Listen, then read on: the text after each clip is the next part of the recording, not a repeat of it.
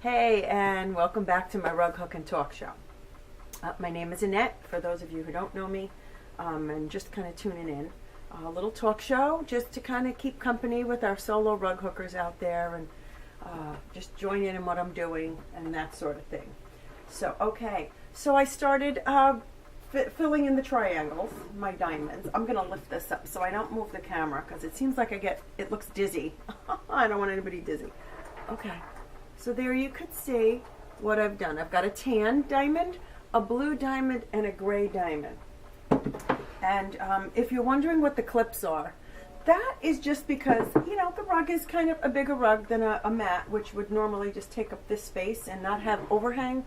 But this does have overhang, and it gets kind of a little clumsy and sloppy and in the way to turn it. So I just clip it up with my clips. And that anybody could use that, even if you're using a small frame of another sort. Clip them up. And these are just some random clips from blinds, paper blinds, when we first moved here. They're just very soft and easy to use, so they don't damage any of the thing. And these were the clamps for when I use on my rug hooking frame, and they too are very gentle. Even though they have rubber grips to hold it, they're pretty gentle. So I just clip that up on the side because that's like the big cumbersome part. Okay, so I've got my green tea, and for those of you who've been watching, know I love my green tea. I actually hate green tea. Okay, it's a little weird, but green tea to me is the worst tea I've ever tasted. I don't like it. But somebody suggested this tea. It's organic Genmaicha tea, and it's made with roasted brown rice.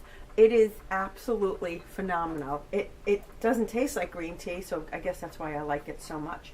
But my point is, what's the big fuss about green tea? Green tea is very, very healthy for you.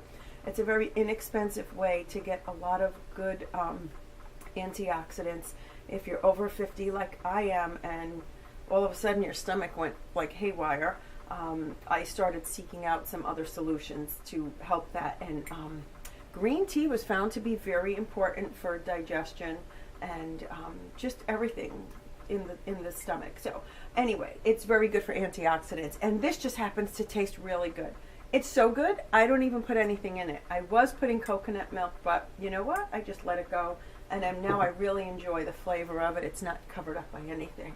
So go grab a tea or a coffee or whatever you're into drinking. I will not judge. No judging here. Don't judge me. I won't judge you. Okay. So anyway, enough of that. So I've started, and yes, there's nothing much to think about with this rug. So the colors are starting to get not boring, but because these are the colors of my room. They're very calm. But, this is not going to be one of those rugs like, oh, today I get to do her eyes, or I get to do, the pants on the little boy running down the hall, or the sled, or anything like that. It's not going to be that kind of rug. So it's a easy hooking rug where you can probably just focus more on the process of hooking and enjoy that part, because all the guesswork of the colors and placement and all that's been done. So I'm going to focus in and enjoy that part. And maybe my next rug will be a little different. We'll see. Got a few ideas for next rugs, as we all do. We all have a million ideas for our next rug, and they're usually never what we are thinking of while we're hooking the current rug. It always changes, and that's okay. You got to be in the mood to hook whatever you're hooking. So I did the tan here, the blue. It'll be tan and blue, and then the next row is gray. So, it's easy. It's thought out, and I'll be working on another gray. So this is in yarn, and no, you do not need to watch these in order. Yes, unless you're looking to follow the succession of how this is panning out and being completed, then you would enjoy it better like that. But really, there's no reason to worry about that part. So I'm just going to get in here and pull up a tail and start my hooking. So that's it.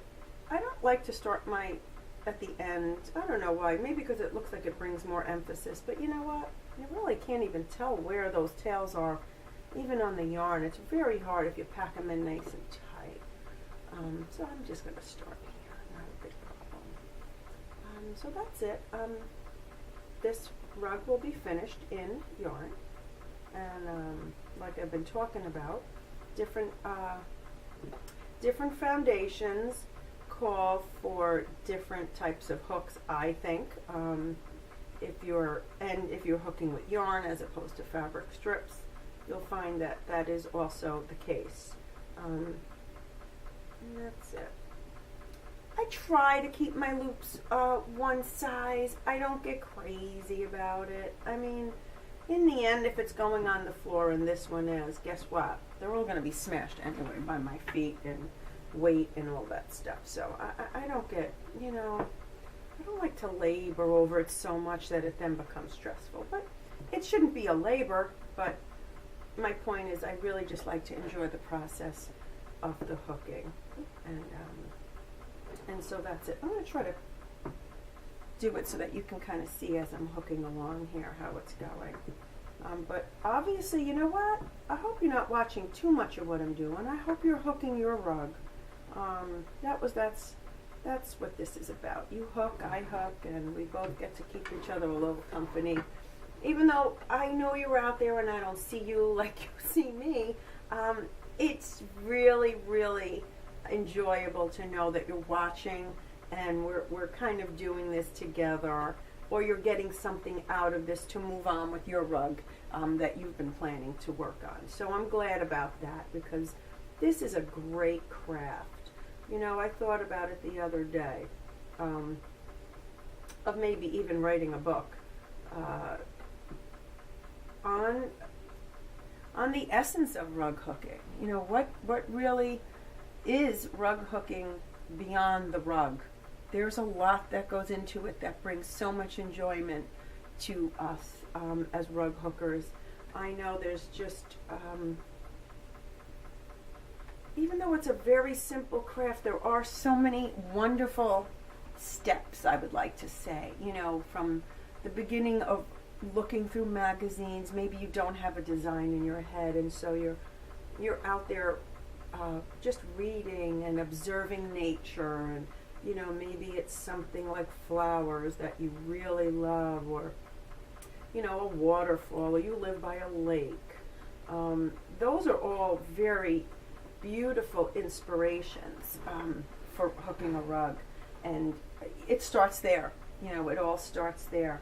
To if you like color and you just you're not into hooking nature, that's another thing, is just exploring color and how color makes you feel when you look at something. Just like when you look at a painting and you get a sense of feeling something that is either very good and it's very comfortable, and you even like it so much as to purchase it and bring it in your home so you can look at it often and get that same feeling. Those are all the things that go into any kind of artwork. But a rug can take it even further, because we have a choice. Paint is paint. There's really no other option. If it's a painting, it's a painting. You're using one tool, a paintbrush, and paint. Well, sometimes you use different tools, but basically the medium I meant is paint. But for rug hooking, wow, we can use anything in that rug. If it's, especially if it's not going on the floor and you're really intending your rug to be more of an artwork form, an art form for the wall or a tabletop, you really could use anything. And the more you try, and I'm guilty of this, I haven't tried anything else. I've tried denim and I hate it. It's awful. I applaud those who can use it comfortably and enjoy it, because I'm not one of those people. If it's becoming difficult to hook, I'm not going to do it. It's just, this is always intended to be enjoyable for me. And if it's anything but, it's out the door. I'm not doing it. So, yeah. And I hand it to those who trudge through and hook with whatever they're hooking with.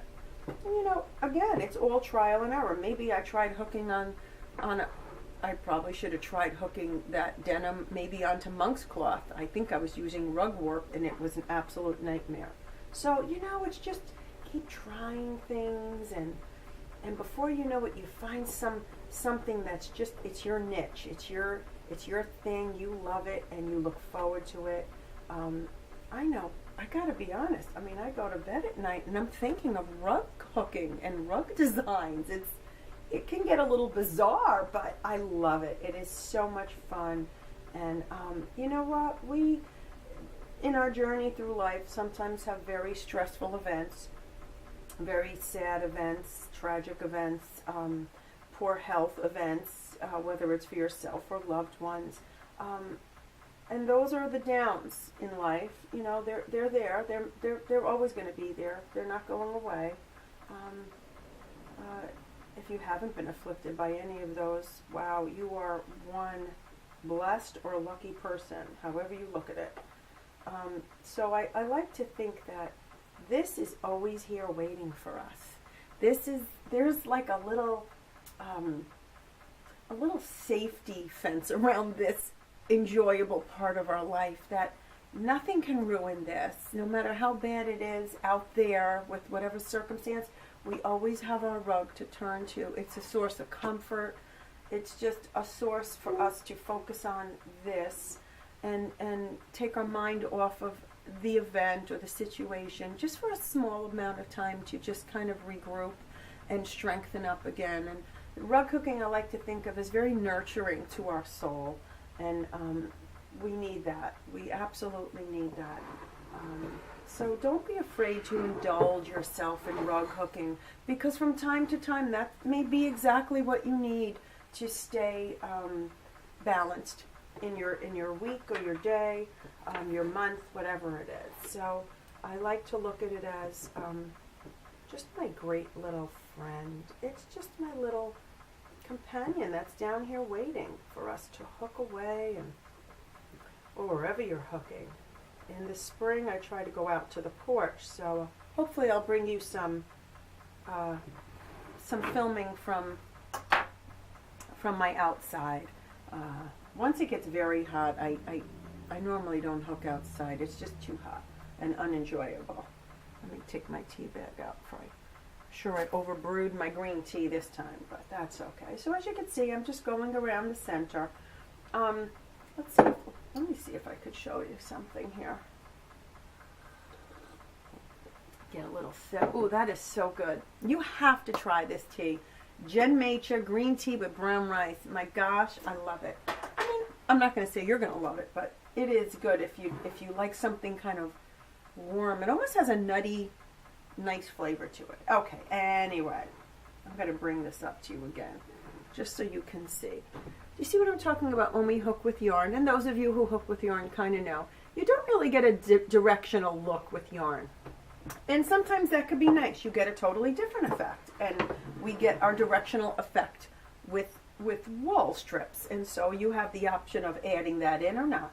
And like I said, you can get that directional look with yarn by changing up your color slightly. So the one piece of yarn that you want as a spiral will stand out, or just stagger the colors so that you can get that. But other than that, if you don't want that directional, yarn is great, and that's what's nice about it, because there is no one direction it's going in. The loops go in whatever direction you pull them up as. You don't have to worry about they're not lining up. So there's another attribute of yarn that it's fun to hook with. So, it's all good of what we're looking for. Like I said, you find your niche, you stick with it, it brings you joy, then you go for it.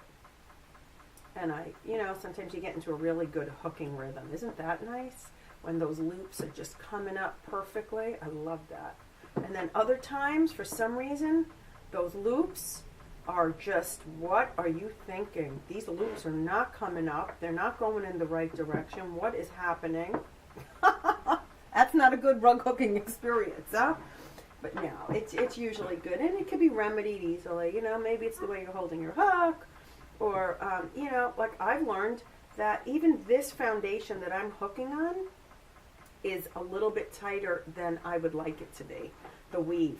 So, I have to learn now that when I'm using this foundation, now there's I'm hooking something and it's not quite coming up. Don't know why. It's kind of like stuck. There we go. I think, maybe that a Hartman hook would be better on something like this to really, really open up the openings of these foundation. These little square openings need to be really opened up because, as you can see, sometimes I dig in and then other times it comes out quite easily. So, it is what it is. But you don't want to struggle. It's not fun. Especially when you're just enjoying rug hooking and all of a sudden it turns into a chore just to get the hook in there. That's not fun at all. So, I guess for everybody it's a little different. So we experiment, and that's why I always like to throw it out there. If anybody's having a problem with this, and because I am, does anybody have a remedy? And that's what's great about the rug hooking community is everybody is so eager to help each other out, and isn't that what it's all about? Going through life and helping those less fortunate than you, and for whatever reason, whether it's rug hooking or somebody who needs to eat a meal, we should always be there to help. And I think the rug hooking community is that kind of community, and it's amazing all the fun and wonderful things that the rug hooking community has done charity-wise. So, you don't have to be part of an organization to do that. There's always your local food bank that, throw in a few boxes of cereal and few cans of some unperishable items, and you'd be surprised. You are making a difference in somebody who just might have lost their job and that sort of thing. And yeah, I always like to pay something forward and do something kind for somebody. It always comes back. Putting that good energy out into the universe always comes back to us. So there you go. But I'm straying off the rug hooking, but I just figured at this time of the year, it's always nice to just recognize those who are less fortunate than ourselves and help out. And I know the rug hooking community is great for doing that. So anyway, yeah, this is hooking up. I mean, I'm enjoying it. It's a difference from like I said, from the strips. There's no getting up and there's no exercise in this rug hooking experience, unfortunately. I do not have to leave this chair, which is probably not a good thing.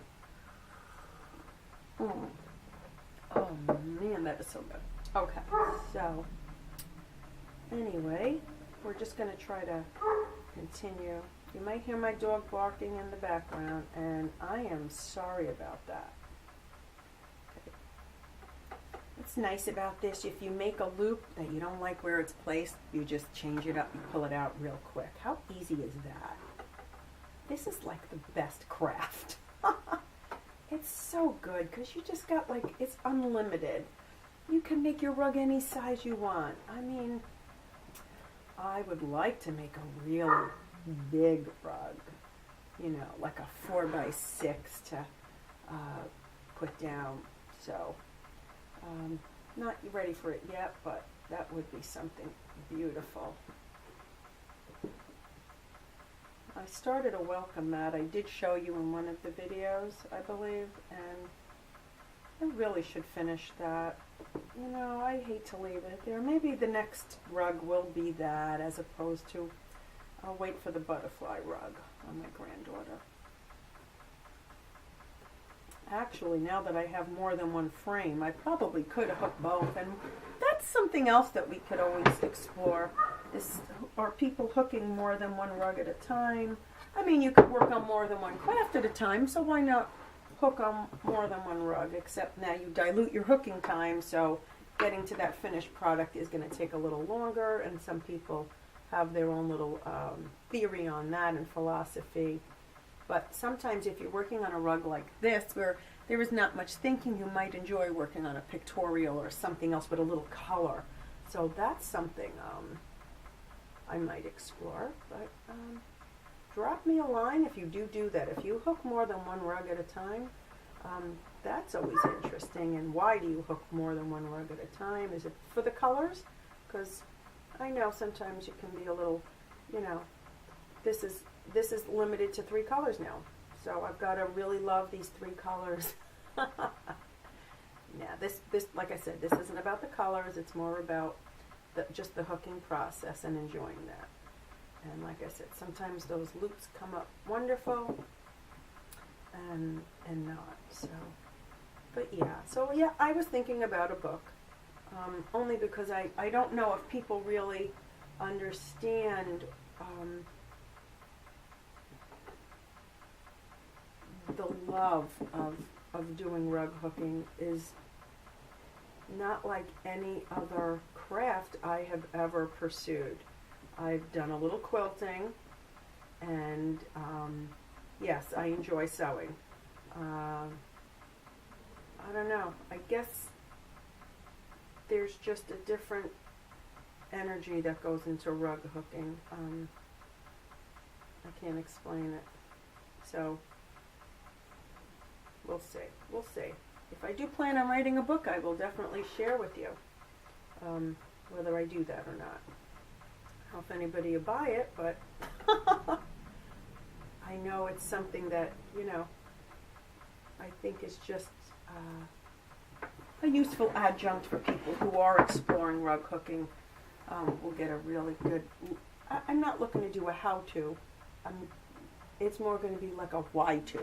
Why do we rug hook? Why do we rug hook? And I think for some of us, it's a necessity. It's just like eating dinner and taking a walk and doing these necessary things for our health. This is for our emotional health. We love this. This is for a creative health. This is because we can't not do it. It's just in us. So we were born to create, and that's just who we are. And we have a love of textiles and of fiber and yarn and wool and color, and that is all encompassed in our rug hooking. We have the ability to create these beautiful rugs and works of art, or be very functional and practical, and that's awesome too. That's how it started, right? It started out as to cover up the holes in the wood floors to keep the mice and the drafts out, and it turned into an absolute beautiful art form. So you could take this to any level. I don't know any other craft, to be quite honest, maybe besides a quilt, that could encompass all those things. That could be practical and used for a functional purpose. That could be an art form at the same time. I mean, because you could put your rugs. I mean, I have my rugs, most of them are on the floor, except for those little mats. So I'm just going to check and see what time is going on here. We've got 5 minutes left. Sorry for getting really close to the camera. That can't be fun. Okay. So I've got about 5 minutes left before my camera shuts off, and I don't know why it's shutting off after 29 minutes, but it does. So I don't want to go in there and have to splice the two of them together, which I've done, and it takes a very long time. So yeah, I was going to explore something with you on this edition of my show, but you know what? We don't have enough time, so I'm going to save it for the next one. And I'm going to just bring up something I discovered that might be really helpful to all of us as rug hookers, and it's a free thing. So that's how much nicer is that. Free is even better. There we go. So that's it.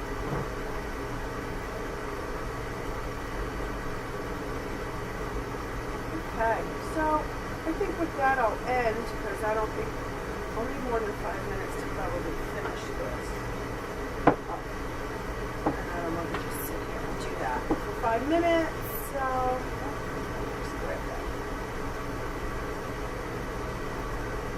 Sometimes, depending on how you put your hook in with the yarn, you pull up you tend to tug on the loop next to it, and so that you just got to kind of learn how to twist that hook away from the yarn that's been hooked that you're hooking near, and it comes right. It's fine. It alleviates that little situation. But if you're like me, you might have seen that happening a few times. So I'm just going to cut my little tail and bid you farewell. So, yeah, so I'm sliding around here on my new chair. I just want to say thank you for watching, and thank you for being a part of this, because you watching is just as much enjoyment for me as you watching and having a little companion to hook with. If you have any questions about anything on the show, leave a comment. I will try to get back to you. Sometimes I'm very busy and sometimes I'm not busy at all for a few days, and I can get to all those answers. So just go ahead and do that. Leave it. Don't feel bad. I will get back to you. And so for those of you who are joining me, I just want to say thank you. And until we meet again, happy hooking.